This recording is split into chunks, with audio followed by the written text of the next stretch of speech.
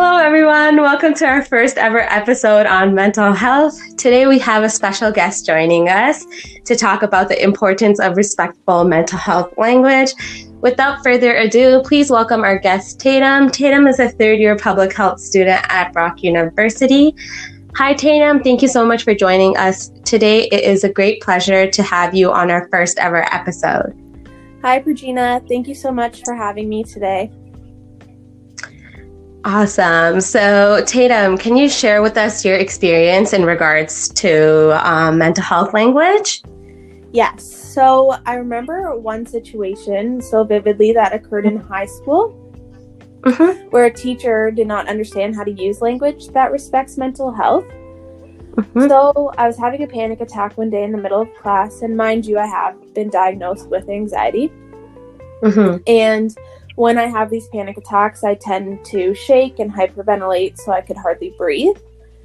And I tried to go up to my teacher, and obviously when you can't breathe, your words don't come out right, and I was speaking very quietly to her.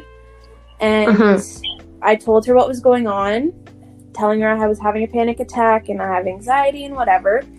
And I asked her if I could go for a walk, because that's one of the methods I use to help calm myself down when the situation happens. Yeah. And she replied to me in more of a loud tone. So it wasn't a conversation between us anymore. It was now a conversation with us where the whole class could hear. Yeah. And she said almost in this mocking tone, "Oh, you have anxiety?" And I kind of just stood there and I didn't know what to do. And then she continued by saying, "Calm down. You're just acting crazy. I think this is an overreaction." And then she proceeded to say, "This is probably just an excuse to get out of class." And I just will always remember the words she used and how she looked at me while the whole situation was going down, and as well how the whole class was looking at me. It was almost like they were looking down on me. I just felt embarrassed and alone and almost as an outsider. And I don't think she will ever realize how much of an impact the words she chose to use had on me, not only in that moment, but for future events when I experience panic attacks. Yeah, that's horrible. I'm so sorry that you went through that.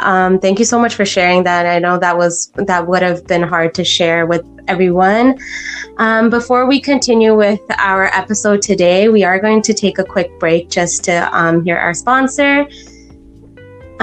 This podcast is a Cope.Care.Connect production by Brock University public health students. Cope.Care.Connect is supported by the Faculty of Applied Health Sciences and Student Wellness and Accessibility Center. Please visit cope.careconnect.ca for more information. So thank you so much once again for sharing that experience, Tatum. Now we are going to just go into some questions that I have for you in regards to your experience and your opinions on respectful mental health language. So, do you ever put a stop to when people use disrespectful language around you? I feel like now, after experiencing what I have, I definitely try to stop the language and give them terms that could be used instead of what they're saying. But definitely in that moment, and when I was younger for the most part, I didn't, because I kind of was figuring out how to deal with it myself, so I didn't want to educate other people. But now I do think it's important to put a stop, just so everyone knows that there is proper language that will respect people with mental health, opposed to not respecting mental health language. Exactly. So what do you believe that are some disrespectful terms people often use? So people can often use terms saying they're crazy, nuts, insane, overreacting. And then a lot of the times, which I hear commonly too, is when people relate mental health to themselves, even though they're not actually suffering or fighting mental health. So they'll say terms like, oh, I have such OCD, or, oh, I'm suffering from anxiety, when really in the moment it was just they were nervous or they're an organized person. So I think it's important that people learn the appropriate terms to use and not use mental health as an adjective, I guess. Do you think people don't really realize how much language has an impact on people? I don't think so necessarily. I think a lot of people don't always know what other people are going through. So it's not like a physical disease. You can't see that someone is suffering from these mental health disorders. So I think people just tend to throw the language around. Yeah. So I think it needs to be clarified what language is deemed as non-respectful, so then they can change according to that. Yeah, for sure. Do you find that if there are bystanders in a situation, they tend to insert themselves to tell the person to stop, or kind of like avoid the situation altogether? Honestly, as bad as it sounds, I think a majority of people tend to leave the situation and don't insert themselves. Yeah. And why do you think that's the case? Why do you feel like people don't really want to kind of get involved?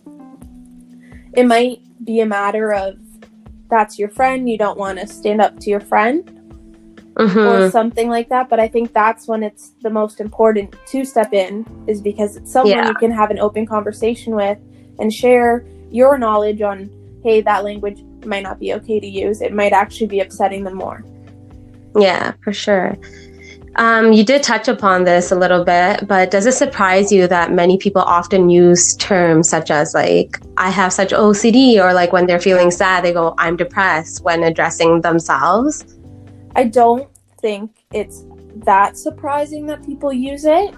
I know many people in my life who often tend to use those terms when talking about themselves, but they're not actually suffering from those mental health illnesses. With that being said, I do think that should end pretty much. I think that if people just took a second to really understand what those mental health disorders actually are, then they would use other terms, like I am organized, or I'm just feeling sad today. For sure.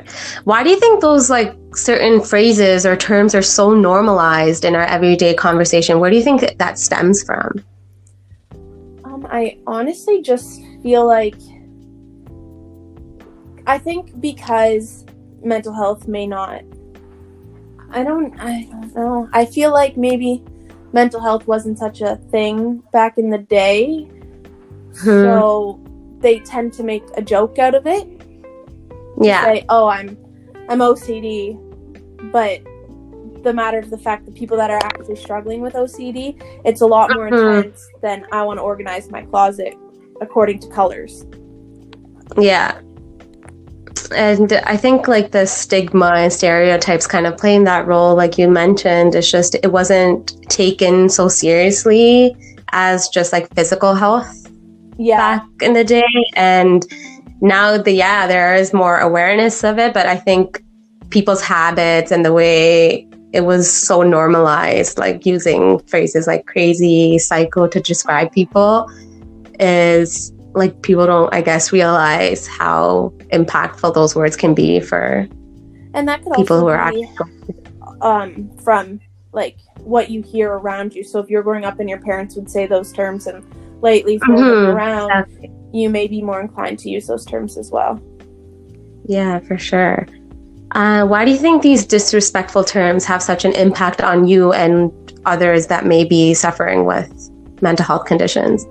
I think they have such an impact because in the first place, we are fighting mental health disorders. That's already hard enough on us.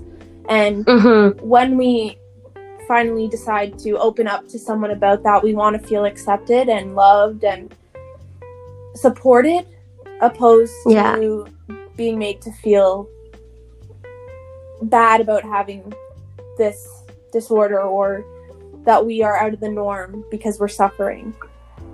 When in fact a lot of people who have mental health aren't actually suffering. We're just living our daily lives trying to fight it. Yeah, for sure. What are some respectful terms then that we can use to talk about mental health? So if someone comes up to you and wants to talk to you about their mental health, you could just say terms such as, I don't even say I'm so sorry. Maybe say terms such as like, I'm here for you. You do know that there are so many resources available to you. Yeah. And you can say, I care about you, I love you, all those things, just to make the person feel cared for, accepted, and welcomed, so then you can now be that safe space for someone to talk to. Exactly. So how do you think we can improve, like, as a society, to reduce this normalized disrespectful language in our everyday conversation? I do think it starts with ourselves. So I think sticking up for not only yourself but others is very important. Yeah. And honestly, just getting it out into the public more, so through campaigns. Yeah. I think it could be beneficial. So, like, do you think it should be, I guess raising awareness through education is a place where we can start? Yes, I do. Do you believe that? I do think that more people need to be educated on it. I just think with the terms being so lightly thrown around, like I said, to have an education on what the mental health issue actually is can make people realize, oh, this isn't what I'm dealing with, and I shouldn't throw it around as a derogatory term almost. Yeah, for sure. So thank you so much for taking your time to share with us your experience and knowledge, Tatum. It was greatly appreciated. I definitely learned a lot, and I believe that I will start to change my vocabulary use as well. And I believe our listeners will also have learned something and be more aware of the language that they use moving forward. Yeah, no problem. Thank you for having me. Thanks. To everyone else listening, please be mindful of the impact your words might have on someone. Everyone deserves to be treated with respect. The language we choose to use influences our attitudes, beliefs, and feelings. Together, we can destigmatize mental health. Coming from the perspective of someone who is currently fighting a mental health disorder such as anxiety, it is crucial to learn language that respects mental health in order to create a safe and welcoming environment. Reminder, some disrespectful terms can be classified as insane, nuts, deranged, and crazy. As well, using terms towards yourself such as, I have such OCD, I'm so depressed, and my ADHD is kicking in, when in fact you do not have these disorders, can be deemed as disrespectful language. Instead, there are many other words that you could use, such as, I'm organized, I'm sad and lonely, and I am hyper. Overall, mental health disorders should not be used as adjectives. If you hear someone using these terms towards others and themselves, I urge you all to intervene and put a stop to the language use so people actually stop repeating this behavior. Respectful language mainly emphasizes the person opposed to the condition or disorder. Using a statement such as, Jane has schizophrenia puts an emphasis on the person, not their illness, opposed to, Jane is schizophrenic, which can put a negative label on her and leave a negative stereotype. Mental health disorders cannot be visually seen, unlike physical disorders and diseases. Therefore, you never know who is fighting a mental health disorder. I encourage you all to be kind to everyone and create these safe and welcoming spaces. Using respectful language does not only need to occur when having a conversation with someone. Respectful language should be used at all times when addressing mental health. Thank you so much for joining our first ever episode on mental health language, and we will see you next time. This podcast is a Cope.Care.Connect production by Brock University Public Health students. Cope.Care.Connect is supported by the Faculty of Applied Health Sciences and the Student Wellness and Accessibility Center. Please visit Cope.Care.Connect.ca for more information. This way, it will become a habit.